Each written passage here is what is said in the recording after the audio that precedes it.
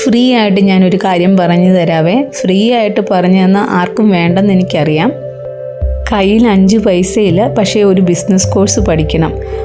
അങ്ങനെ വിഷമിച്ചിരിക്കുന്ന ഒരു വീട്ടമ്മയാണെങ്കിൽ നിങ്ങൾക്ക് ഉപകാരപ്പെട്ടോട്ടെ എന്ന് ഓർത്തിട്ടാണ് ഞാൻ ഫ്രീ ആയിട്ട് ഈ ക്ലാസ്സുകൾ എടുക്കുന്നത്. ഇതിൻ്റെ അകത്ത് കളറുകൾ തമ്മിൽ നന്നായിട്ട് ബ്ലെൻഡ് ചെയ്യണം, എന്നാലേ നമ്മളുടെ ആർട്ട് വർക്ക് കാണാൻ ഭംഗി വരത്തുള്ളൂ.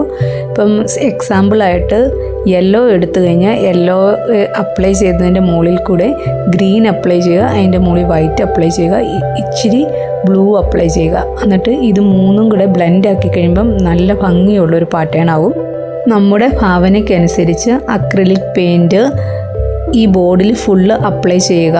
നന്നായിട്ട് ഡ്രൈ ആയതിനു ശേഷം 1 സ്പൂൺ ഫെവിക്കോളും 1/4 സ്പൂൺ വെള്ളവും ഈ അക്രിലിക് പെയിൻറ്റ് ചെയ്ത ഫുൾ പാറ്റേണിൻ്റെ മുകളിൽ അപ്ലൈ ചെയ്യുക. അത് ഡ്രൈ ആയതിനു ശേഷം ഞാൻ ഫസ്റ്റ് കാണിച്ച ഗോൾഡൻ പ്ലേറ്റിംഗ് വയർ വെച്ചിട്ട് ക്വിക്ക് ഫിക്സ് വെച്ച് ഈ പാറ്റേൺ ഫുള്ള് ഒട്ടിച്ചെടുക്കണം.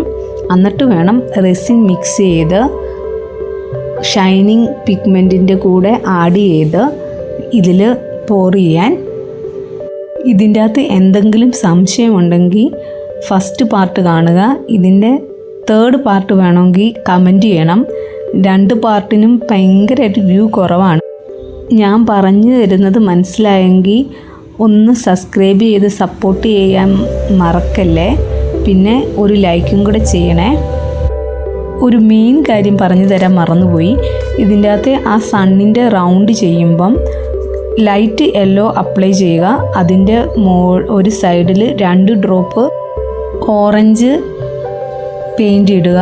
അതിൻ്റെ സൈഡിൽ വൈറ്റും അപ്ലൈ ചെയ്യണം. എന്നാലേ ഉള്ളൂ നമ്മളുടെ മിഡിലുള്ള ആ സണ്ണിൻ്റെ പോർഷൻ നല്ല എംഫസൈസ് ചെയ്ത് നിൽക്കത്തുള്ളൂ. ഇതിന് പ്രത്യേകിച്ച് റൂളൊന്നുമില്ല. നമ്മളുടെ അഭിരുചിക്കനുസരിച്ച് ഇത് മാറ്റി അടിക്കാവുന്നതാണ്. ഞാൻ ചെയ്ത രീതിയിൽ ഇതിൻ്റെ ബ്ലെൻഡിങ് ഇച്ചിരി ഈസി ആയിരിക്കും.